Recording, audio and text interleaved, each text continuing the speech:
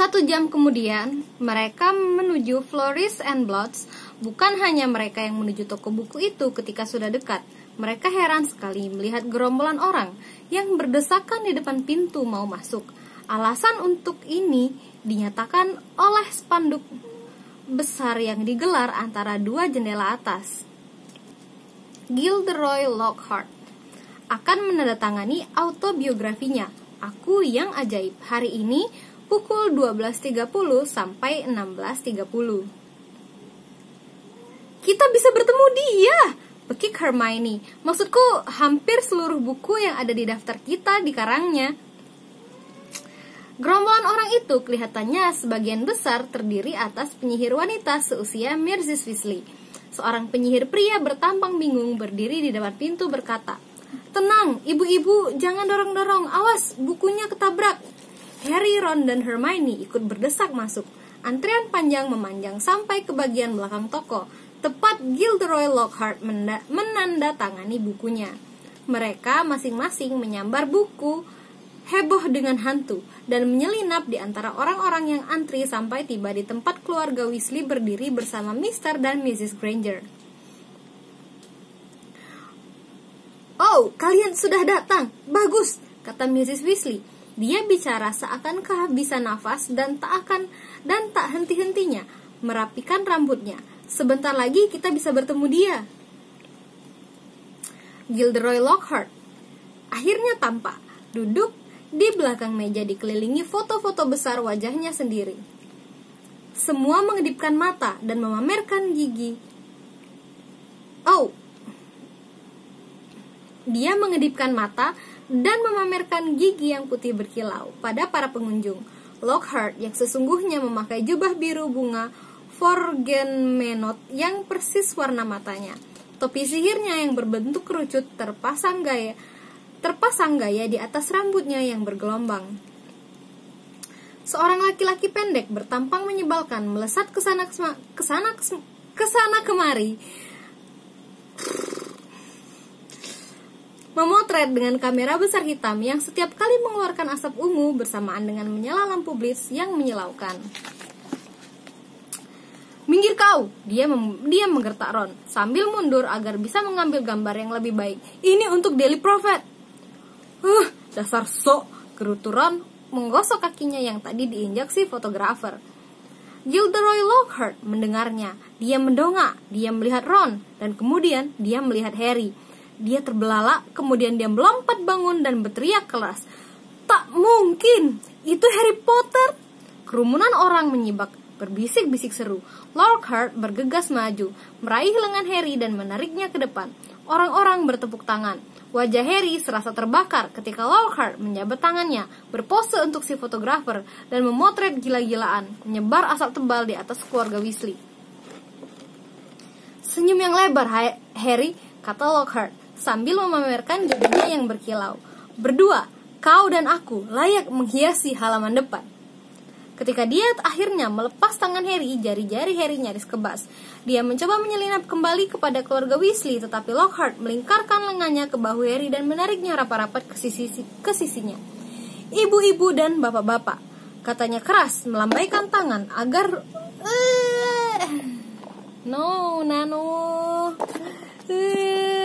Sorry, my cat. Ini ada kucing aku di bawah kamera. Dia mainin kameranya. I'm so sorry. Oke, let's go back. "Ibu-ibu dan bapak-bapak," katanya keras, melambaikan tangan agar pengunjung diam. "Sungguh sangat luar biasa. Saat yang paling tepat bagiku untuk mengumumkan sesuatu yang sudah kusimpan selama beberapa waktu ini. Ketika Harry masuk ke Flourish and Bloods hari ini, dia hanya ingin membeli autobiografi saya. Dengan senang hati akan saya hadiahkan kepadanya sekarang. Gratis." Orang bertepuk tangan lagi. "Dia sama sekali tak tahu," Lockhart melanjutkan, mengguncang tubuh Harry, membuat kacamatanya melorot ke ujung hidungnya, "bahwa dalam waktu dekat ini, dia sendiri akan mendapatkan jauh lebih banyak daripada buku saya, Aku yang Ajaib. Dia dan teman-teman sekolahnya sebenarnya akan mendapat Aku yang Ajaib yang sesungguhnya. Ya, ibu-ibu dan bapak-bapak, Dengan senang dan bangga, saya umumkan bahwa bulan September ini saya akan mengisi jabatan guru pertahanan terhadap ilmu hitam di sekolah sihir Hogwarts. Woo! Orang-orang bersorak dan bertepuk tangan, dan Harry tahu-tahu dihadiahi seluruh karya Gilderoy Lockhart. Sedikit terhuyung karena keberatan, dia berhasil menyingkir dari pusat perhatian ke tepi ruangan, tempat Ginny berdiri di sebelah kuali barunya. Ini untukmu, Harry bergumam kepadanya, menuang buku-bukunya ke dalam kuali Ginny. Aku akan beli sendiri. Taruhan. Kau pasti senang ya, Potter, kata suara yang langsung dikenali Harry. Dia menegakkan tubuhnya dan berhadapan dengan Draco Malfoy yang seperti biasa mencibir. Harry Potter yang terkenal, kata Malfoy. Bahkan tak bisa masuk toko buku tanpa muncul di halaman pertama koran.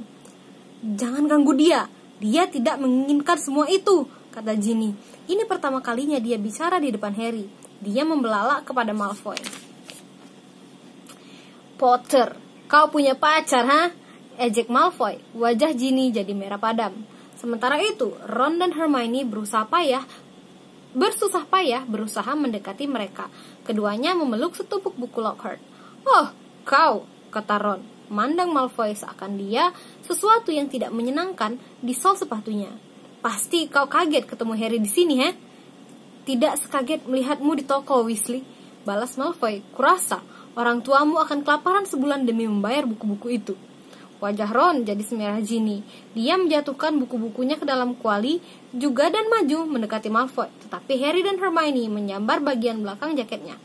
Ron, kata Mr. Weasley berdesakan mendekat bersama Fred dan George. Sedang apa kau? Jelas sekali di sini. Ayo kita keluar. Wah, Arthur Weasley, kata Mr. Malfoy. Dia berdiri dengan tangan di bahu Draco, mencibir dengan cara yang sama. Lucius, kata Mr. Weasley mengangguk dingin. Sibuk di kementerian, kudengar, kata Mr. Malfoy. Razia terus-terusan. Kuharap mereka membayar uang lembur. Dia meraih ke dalam kuali Ginny dan mengeluarkan dari di antara buku-buku Lockhart yang licin berkilat, buku pengantar transfigurasi bagi pemula yang sudah sangat usang dan kumal. Jelas tidak, katanya. Astaga, buat apa mendapat nama buruk di kalangan para penyihir kalau mereka bahkan tidak membayarmu dengan baik. Mr. Weasley lebih merah padam daripada Ron dan Ginny. Kami punya penilaian yang sangat berbeda tentang apa yang mendatangkan nama buruk bagi penyihir, Malfoy, katanya. Itu jelas, kata Mr. Malfoy. Matanya yang pucat ganti menatap Mr. dan Mrs. Granger yang mengawasi dengan khawatir. Melihat teman-teman yang kau pilih, Weasley, kupikir keluargamu sudah tidak bisa terpuruk lebih dalam lagi. Terdengar dentang logam ketika kuali Ginny terbang. Mr. Weasley telah menerjang Mr. Malfoy, membuatnya jatuh ke belakang menabrak rak buku. Berpuluh-puluh buku mantra berat berjatuhan mengenai kepala mereka berdua.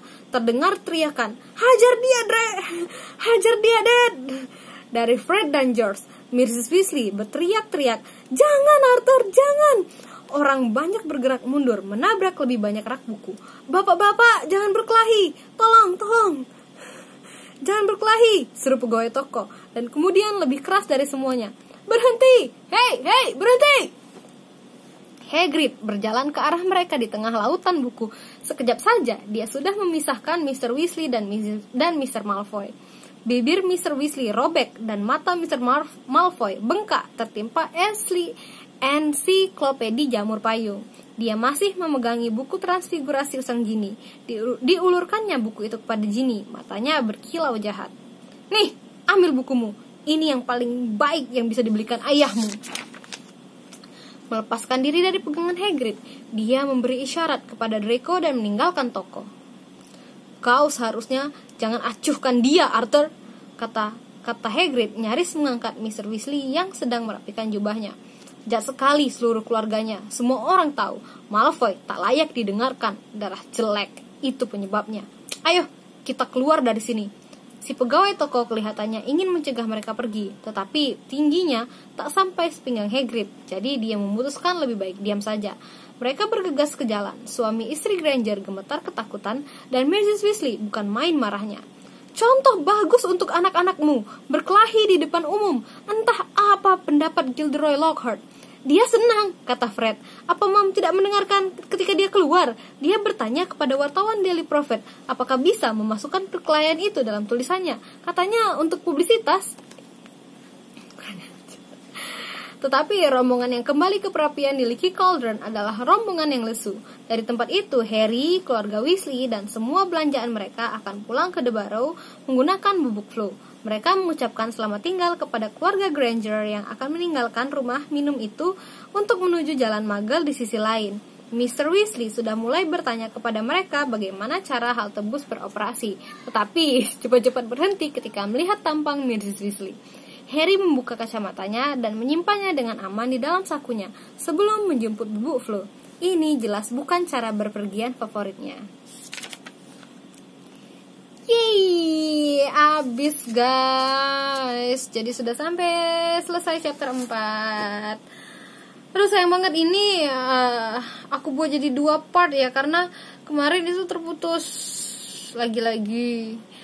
Ya, karena soalnya aku itu record ini di sela-sela waktu luang aku kerja. Jadi kadang-kadang tiba-tiba waktu aku lagi record ada aja kerjaan yang datang ya. Jadi ya terpaksa harus di stop dan nggak bisa lanjut lagi. Makanya jadi sisanya ini aku lanjutin di rumah aku. Tapi it's okay, aku bakal upload ini barengan kok nanti, semoga aja bisa ya. Oke, sampai ketemu lagi di chapter yang kelima. Buat kalian yang baru nonton video aku, jadi aku juga udah baca buku Harry Potter ini dari buku yang pertama, Harry Potter dan Batu Bertuah. Itu kalian bisa cek di link di bawah di deskripsi, aku bakal kasih link playlistnya. Jadi buat yang baru boleh mulai didengerin aku baca buku Harry Potter dari yang pertama. Oke, sampai ketemu lagi. Bye-bye.